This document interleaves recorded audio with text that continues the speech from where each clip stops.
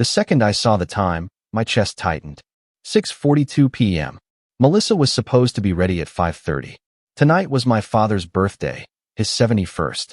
The kind of man who never asked for anything, not even this dinner. And she knew that. I dialed her.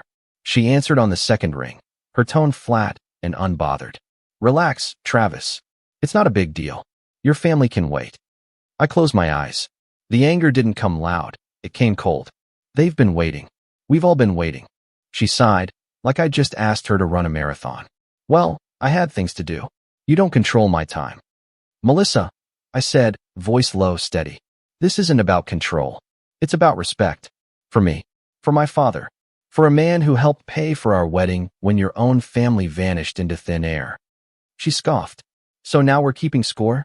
You started keeping score the moment you stopped showing up. There was a pause, longer than I expected. Then, with a venom-coated sweetness, she said, maybe I just didn't feel like playing the dutiful wife tonight. There it was. Not even masked. Then don't pretend. I snapped. Don't post pictures of us smiling when you're 1 foot out the door. Her voice dropped into mock sympathy. Are we feeling neglected now? I laughed. Short. Bitter. No, Melissa. I'm done feeling anything. That made her go quiet. You know what? I said, grabbing my keys. Don't worry about coming. You've already made your choice. You're not serious, she bit back. You're going to show up without me? Make a scene? Embarrass me? No. I'm going to dinner with my family. You embarrassed yourself. And then, quietly, deliberately, I added, don't be upset, but now you'll have to wait. Click. The line went dead. I walked out. Outside, the heat still hung in the air, but something inside me had gone cold. This wasn't just a late wife. This wasn't just disrespect. This was clarity.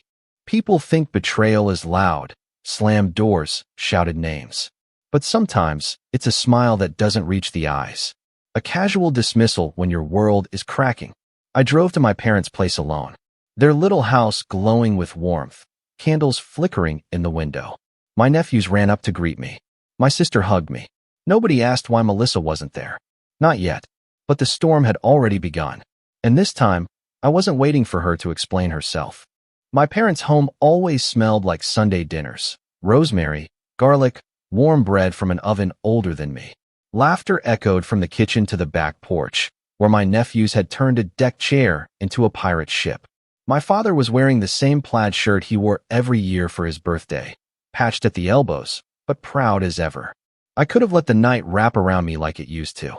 But the buzz in my pocket kept reminding me that some shadows follow you indoors. Melissa. She'd called 3 times. By the 4th, I stepped away from the crowd and answered. Well, she snapped the second I picked up. I'm dressed. Where are you? I'm at the dinner, I said simply, eyes on the string lights overhead. Excuse me. Her voice sharpened. You left without me? I told you I was leaving, Melissa. She laughed, a sharp, disbelieving sound. So you're really going to act like a child and punish me? Over what? Being a little late? You were an hour and a half late. You didn't call. You didn't care. And now you're ready because what? Your plans changed? There was a pause. You're being dramatic. I looked through the window, watching my dad cut his cake while my nephews tried to sneak fingerfuls of icing. No, I said. I'm being clear. Call a taxi. That silence, thick and charged, stretched just long enough to crack something. You're unbelievable, she hissed. What are you trying to prove? That you're independent now? That you don't need your wife? I smiled faintly, though it didn't reach my eyes. I'm not trying to prove anything. I'm just done playing chauffeur to someone who can't be bothered to respect my time or my family. You're making a scene. No, I said calmly. You're just not part of it anymore. I hung up before she could twist the knife, slipped the phone back into my pocket, and returned to the warmth like nothing had happened. And isn't that strange? You can be in a room full of people you love, bathed in candlelight and stories from childhood, and still feel the cold breath of something unraveling at the back of your neck. I smiled when my mother offered me a second slice of cake. I laughed when my sister told a story about Dad falling asleep at the DMV. I held my nephew upside down when he demanded a dizzy hug. But deep down, I was counting the cracks in the dam. Not just Melissa's absence, but what it revealed. She hadn't missed this dinner because she was busy. She missed it because she didn't care. And maybe that was the moment I started shifting inside, quietly, without announcement. No outburst. No slammed doors. Just a slow recalibration of everything I once tolerated. Melissa could still show up, sure, but she was already late in more ways than one. I was halfway through a laugh, one of those real, belly-deep ones, when the front door creaked open. Melissa. Her heels struck the hardwood like a warning shot, one sharp click after another. She was overdressed, overposed, wearing a coat she rarely wore unless she wanted attention. Hair curled, lips red, presence loud. But the room barely stirred. My mom handed my dad another slice of cake. My nephew shouted something about Pokemon. My sister raised an eyebrow but didn't pause her story. Melissa stood there, smiling tightly. Hi, everyone, sorry I'm late. Traffic. Not even a flinch. A few murmured greetings. Someone coughed. She looked around, trying to locate the warmth. But it wasn't here. And when her eyes landed on me, I didn't stand. I didn't wave. I didn't even smile. She walked over, lips still stretched into that carefully arranged grin. Travis, she said softly, can we talk? I leaned back in my chair, arms folded. You want to talk now? She hesitated. Just for a second. You had an hour and a half to talk, I said. Right now, I'm busy catching up with people who actually wanted to be here. The words hit her like cold water. Seriously, she whispered, voice just tight enough to reveal the cracks. You're going to act like this? In front of everyone? I shrugged. Act like what?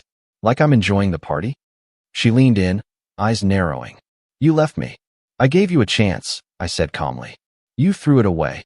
And now you want the stage back because your audience didn't follow you. Her breath caught. You're being cruel. No, I said. I'm just done giving you spotlights you don't deserve. I turned back to Jacob, who was already laughing at something my dad said. Melissa didn't move. After a long pause, she dropped into the chair beside me, uninvited. She crossed her legs, tried to blend in, commented on the cake, asked my cousin about college, complimented my mom's earrings. But every word from her mouth floated like helium, light, disconnected, forgotten the moment it left her lips. Nobody was unkind. They were just done, and it was killing her.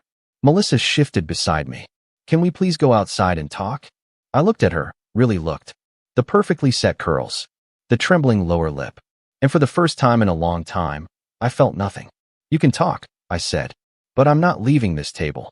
Her voice dropped to a hiss. So this is what you wanted? To humiliate me? I sipped my drink. No, that part you did all by yourself.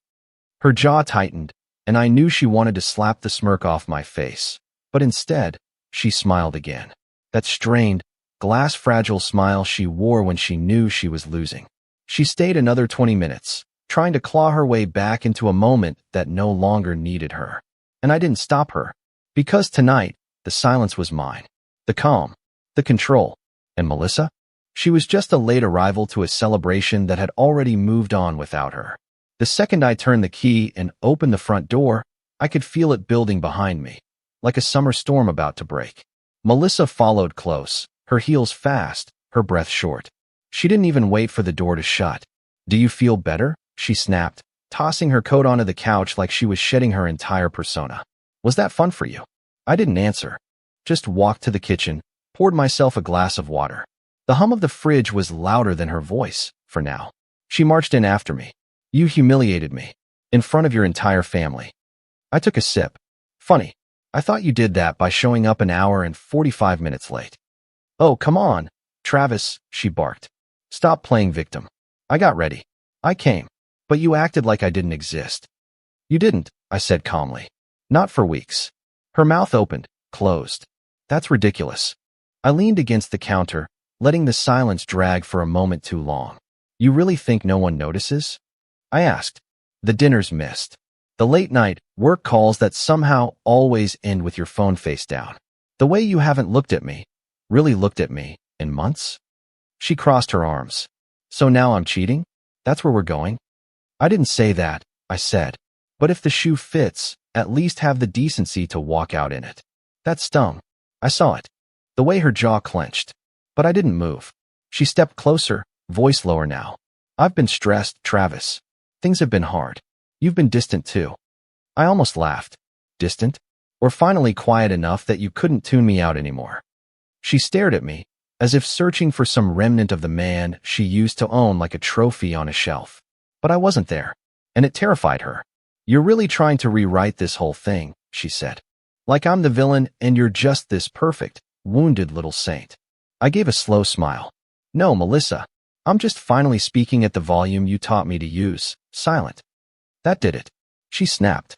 "You want me to say sorry? Fine. I'm sorry you couldn't handle a little independence. I'm sorry your ego bruises every time I don't fall at your feet. You think your family's cold now? Try looking in the mirror." I walked past her, calm, detached, and opened the sliding door to the back porch. "Where are you going?" she demanded. "Somewhere quiet," I said. "Somewhere you're not talking."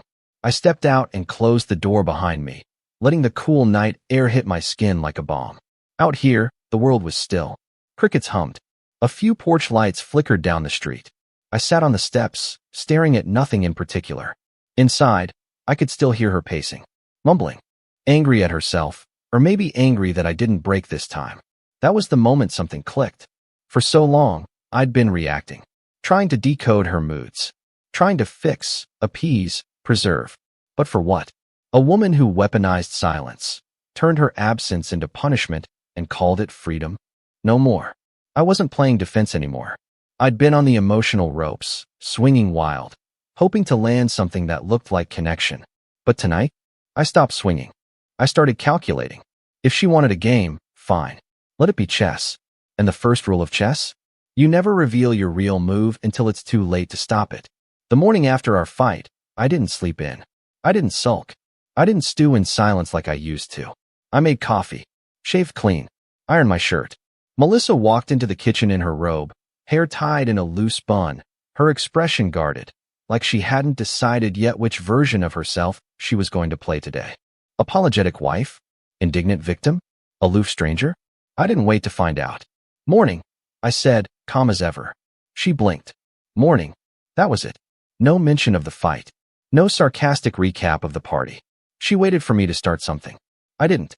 I grabbed my travel mug, checked the time, and headed for the door. "You're leaving early," she said. "Busy week," I replied, slipping on my shoes. "Got stuff to do." She frowned faintly. "Like what?" "Work." "Since when do you leave before 7? I paused, hand on the doorknob. "Since now." She didn't like that. Her tone sharpened just a hair. "Well, will you be back for dinner?" "Doubt it." "Meeting." I finally turned, met her eyes. "Just somewhere people want me." Then I walked out. The air outside felt crisper than usual, like something in the universe had clicked into a different gear. And for the first time in a long while, I didn't feel guilty for keeping my life to myself. That day, I stayed late at work. I wasn't lying. I really did have deadlines. But even when I didn't, I lingered. I had coffee with coworkers I usually ignored. I answered emails slower, on purpose. I took the long way home. Melissa texted around 6. "Still at the office?" I waited 20 minutes before replying. "Yeah, don't wait up." She didn't respond. The next morning, she was up before me, rare. She stood at the stove, making eggs. A peace offering? Maybe. Or a test. "You're working late again today?" she asked without turning. "Probably." Another pause. "You've been really unavailable lately." I sipped my coffee. Is there something going on?" I met her gaze across the kitchen. Not angry. Not bitter. Just calm. "You mean besides you pretending nothing's broken?" She flinched, then covered it quickly. "I'm not pretending." "No," I said. "You're avoiding. There's a difference." She bit her lip. "So now you're punishing me?" I tilted my head. "Funny. You disappear for months, and now I'm the one punishing you because I'm not sitting by the door like a good dog?" The silence between us grew legs. Started pacing the room. She finally said, "I just want to know where we stand." I leaned in, real close. "We stand where you left us." And just like that, I left again. That week was a blur of meetings, extra hours, new habits. I picked up a side project, joined a gym near the office, said yes to after-work drinks with the team. Melissa noticed. She started texting more, asking if I wanted to order in, if I'd be home by 9, if I wanted to talk. I gave her crumbs. One-word answers. Half smiles. I was polite, always, but unreachable. And the truth? I wasn't doing it to hurt her. I was doing it to remember how it felt not to be invisible. The office had never felt like much before, just rows of glass and gray and flickering overhead lights. I used to count the minutes until I could go home. Not anymore. Now, it felt like a haven. Like order. Like control. While Melissa watched our marriage splinter in silence, I found new ground beneath my feet. And funny enough, it was the people I'd ignored for years who started noticing the shift first. "You've been on fire lately," one of the project managers told me during a morning meeting. "You ever sleep?" "Sometimes," I said with a small grin. "I just do it standing up now." They laughed. Not politely, genuinely. It startled me how easily the room responded. Like I'd been wearing someone else's face for years, and now they were finally seeing mine. Maybe that's what happens when you stop chasing someone who isn't looking back. You start walking taller without even meaning to. Deadlines got met faster. Presentations ran smoother. My department numbers hit targets we hadn't touched in years. And while I used to sit in the back during strategy sessions, suddenly I was the one running them. That Thursday, our regional director pulled me aside. "Mixers tonight," she said. "And we're expecting all department heads. You've earned your spot." I blinked. I didn't even know I was being considered. She gave a knowing smile. "That's because you were too busy doing the work to worry about the credit. But trust me, people are noticing." That evening, I changed shirts twice. Not because I wanted to impress anyone, just because I could. I wasn't dressing for approval anymore. I was dressing like someone who belonged. The rooftop bar downtown was full by the time I arrived. Warm lights spilling through glass, soft jazz underscoring the chatter of professionals, half a drink in. "Travis," someone called. I turned to see a few of the newer hires waving me over like I was the guest of honor. I wasn't used to it, but I didn't hate it. The drinks flowed. Laughter came easy. At some point, a manager from marketing asked if I was the guy from the Johnson account. When I nodded, she smiled wide. "Word is you saved it. They were about to walk before your pitch." I shrugged. Just gave them what they didn't know they needed. "You ever think about stepping into a bigger role?" I tilted my head. "Why? You offering one?" She smiled. "Not me, but someone might be." I laughed it off, but I felt it in my chest. This lightness I hadn't felt in a long time. A kind of clarity that doesn't come from comfort. It comes from surviving something that was trying to drown you. Around 9, the music shifted, bass heavy now, low enough to rattle the windows. Our regional director clinked a spoon against her glass. "Quick announcement," she said. "Before everyone gets too deep into their third drink, I want to recognize someone who's gone above and beyond this quarter. Someone who's quietly become a cornerstone of this office." She looked around. Then her eyes landed on me. "Travis Monroe, come up here." I froze. There was a burst of applause. A few whoops. Let's go, Travis," from the back. I stepped forward, stunned. "Starting next month," she said, "Travis will officially take over as Regional Operations Manager." The cheers were real. So were the handshakes. I even got a pat on the back from a senior VP I'd only ever emailed. But through it all, I just stood there smiling, calm, grounded. Because here's the thing. That room was spinning with lights and voices and champagne. And for the first time in years, I didn't feel like I was falling behind. I wasn't Melissa's husband tonight. I wasn't a forgotten presence in a cold house. I was Travis Monroe, and I was just getting started. It was a Saturday afternoon when the silence finally turned on her. I was at my desk, sorting through client emails when I heard the closet door creak open in the bedroom. Melissa had been strangely helpful that day, offering to do laundry, picking up after dinner, even humming like nothing between us had changed. Too late for performance, but I didn't stop her. She was folding clothes, moving through our closet like someone playing house. That's when she grabbed my navy sport coat from the back of the chair, the one I wore to the mixer, and everything shifted. She held it for a second too long, brought it to her face, paused. Then I heard the sharp inhale. Not dramatic, just precise. A second later, her voice, sharp and bitter. "Who is she?" I didn't flinch, didn't look up, just calmly scrolled through an email. "I asked you a question," she snapped, storming into the office with the jacket still clutched in her hand. "Who is she, Travis?" I leaned back in my chair. "You're gonna need to be more specific." Her eyes blazed. "Don't play with me. This jacket smells like perfume. Something cheap and floral, definitely not mine." I gave her the faintest smile. Maybe it was a handshake with a coworker, a hug from someone at the mixer. "It's a crowded office, Melissa. Things transfer." "Don't gaslight me," she barked. "That's not someone brushing past you. That's since been on there all week." I set my phone down and stood up slowly, walking over to where she stood. We were inches apart now. "Melissa," I said, voice low and steady, You are imagining things. Her face twisted. No, I'm not. You are, I said again. And do you know why? She blinked, caught off guard. Because that's what distance does. It makes people paranoid, makes them suspicious, makes them see ghosts they created themselves. She didn't respond, just stared at me, trying to find the man she used to guilt trip, manipulate, emotionally bait. But I wasn't him anymore. You think I'm cheating? I said. Because you would. Her lips parted, offended, cornered, furious. You think I've replaced you? Because deep down, you know you already became replaceable. She slapped the jacket down on the table between us. You think this version of you is impressive? Cold, detached, smirking while your wife spirals? I stayed still. No, I think this version of me finally respects himself. She let out a shaky breath, like the air was refusing to stay in her lungs. Tell me right now, she demanded. Is there someone else? I stepped closer. Tell me, Melissa. Would it matter if there was? That broke her. Her face crumbled, just for a split second. She masked it fast, but I saw the flicker. And I knew what it was.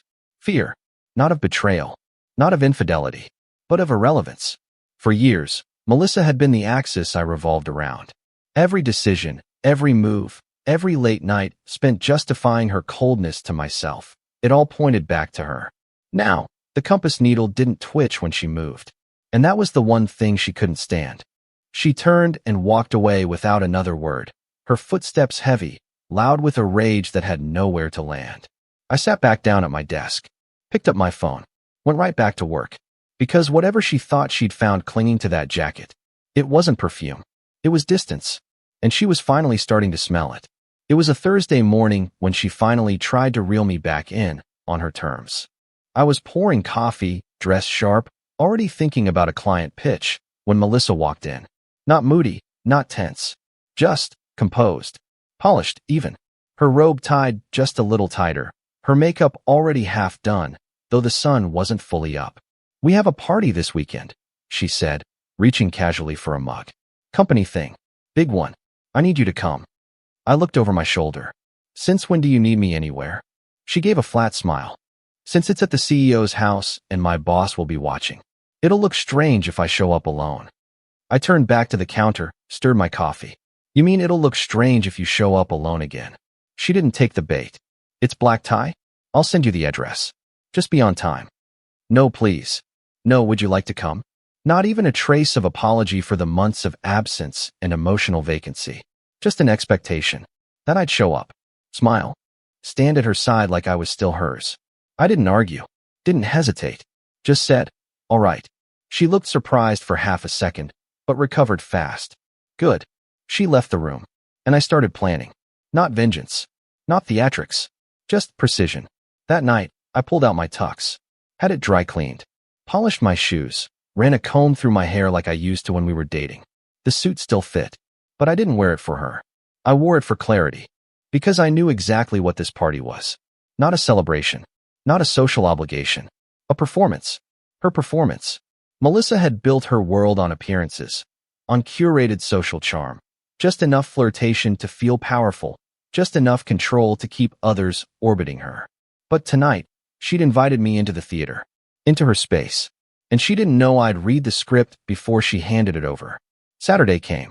We rode in silence most of the way, windows down, music low. She looked out the window, pretending not to check her reflection in the side mirror every few seconds. I watched the city lights flicker across her face, wondering what version of herself she'd decided to wear tonight. We pulled up to the gated home, a sprawling property with glowing lanterns, soft jazz echoing from the backyard. The kind of setting that screams money disguised as warmth. Before I could even open my door, she grabbed my wrist. Don't let them think we're a couple. Just like that. The mask slipped for a second, and I saw it. The desperation, the attempt at control, the panic in pretending she still held all the pieces. I leaned in slowly, our faces inches apart, and whispered, I wouldn't dream of ruining your illusion. She stared at me, waiting for something. A rise, a fight, even sarcasm. But I gave her nothing.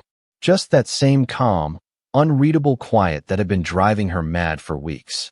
She stepped out first. Her heels hit the pavement like applause cues.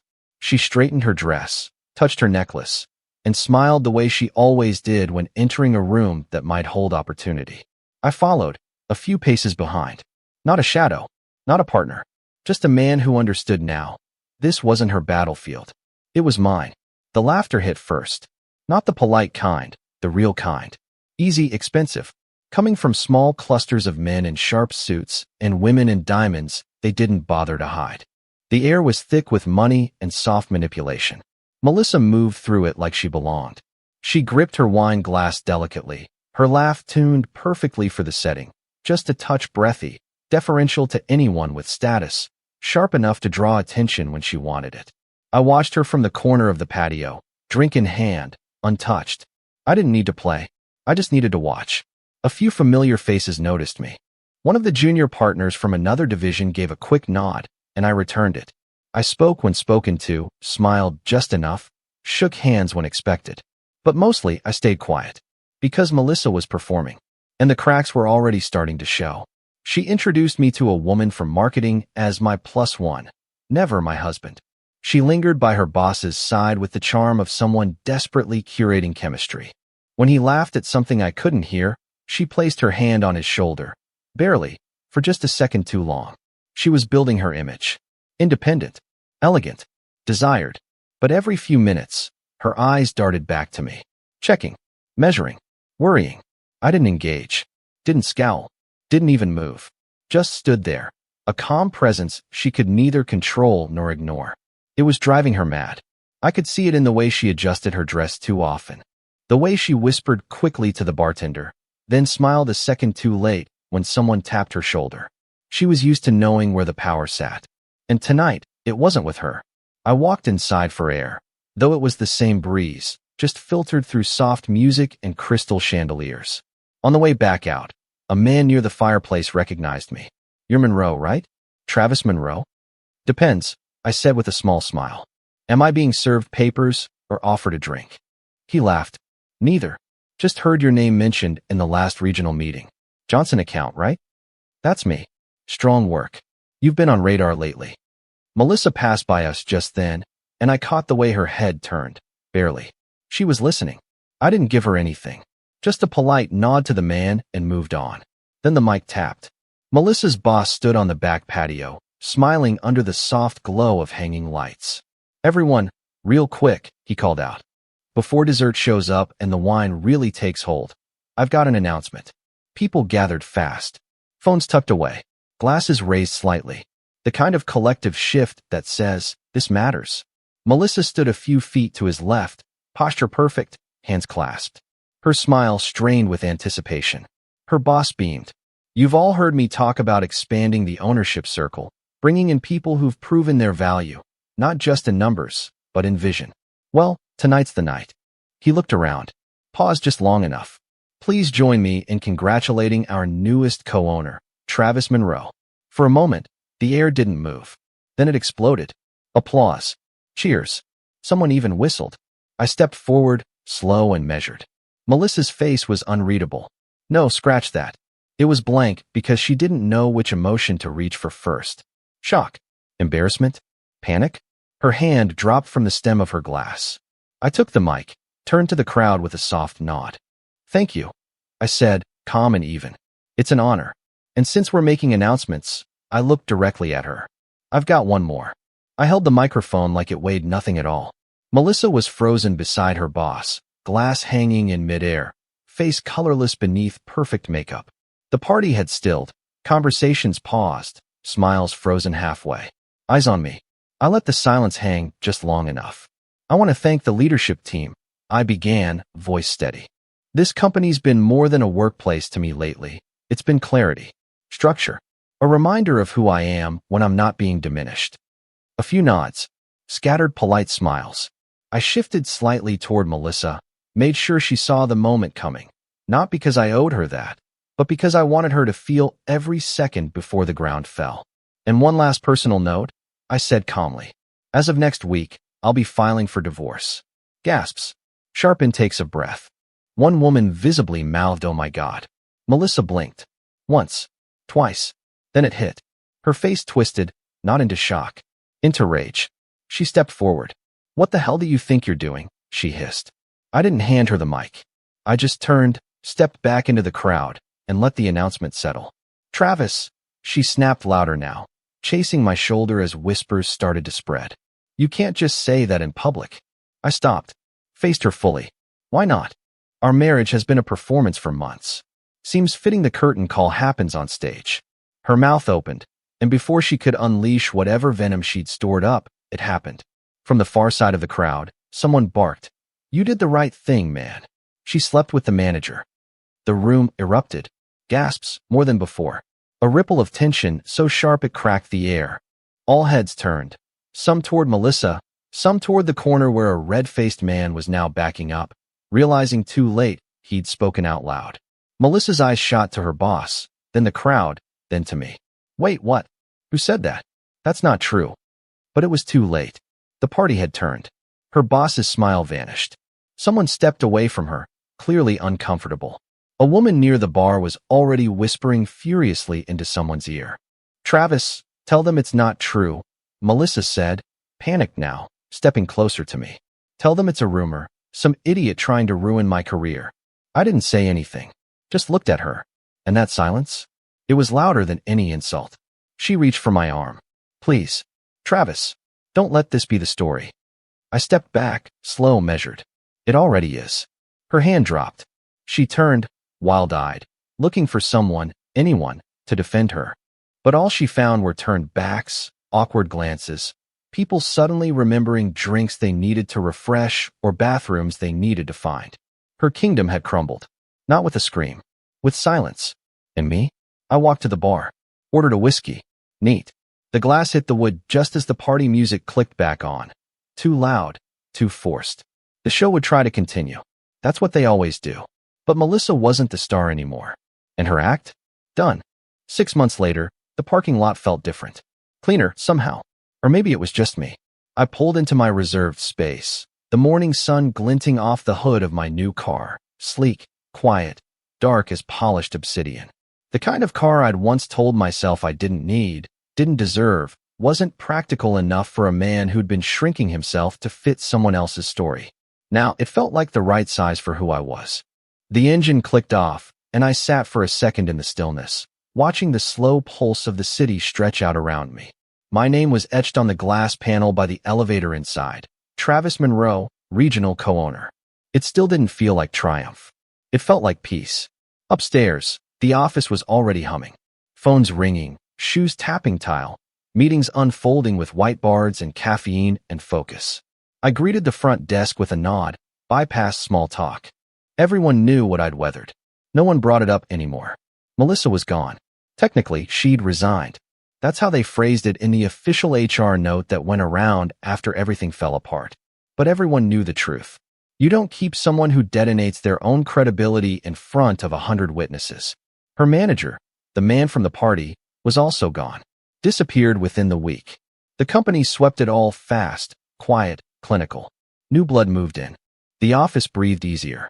Funny how fast institutions forget people who thought they were irreplaceable. I passed the glass conference room where I'd once sat silent during budget calls. Now I led them. I made decisions Melissa used to mock me for not understanding. You don't think strategically, she once said. You're too passive. That voice didn't echo anymore. It had no room here. In my office, I stood by the window, coffee in hand, sunlight warming the sleeves of my suit. From up here, the streets below looked almost fictional. Tiny. Like everything I used to chase or fear had been scaled down to its true size. There were no more late-night arguments. No more guessing games. No more feeling like a stranger in my own home. And strangely, no hate left for her either. Melissa had been a fire I spent years trying to hold. Trying not to get burned. Trying to keep alive. But fires aren't meant to be held. They're meant to be watched, then left behind once they burn out. Now, I didn't burn. I simply stood. Alone. Clear. Whole. A knock came at the door. My assistant leaned in. The vendor rep is here. I smiled. Send him in. As I turned back toward the table, something inside me settled. Not with a jolt, but with the final click of a puzzle piece you've been holding too long. This wasn't about revenge anymore. It was about release. And in that release, I'd built something far stronger than a comeback. I'd built myself. She tried to break me quietly. I answered even quieter, with success, silence, and a view she never thought I'd reach. And to anyone watching, wondering, doubting, here's your reminder. Peace is the loudest victory of all.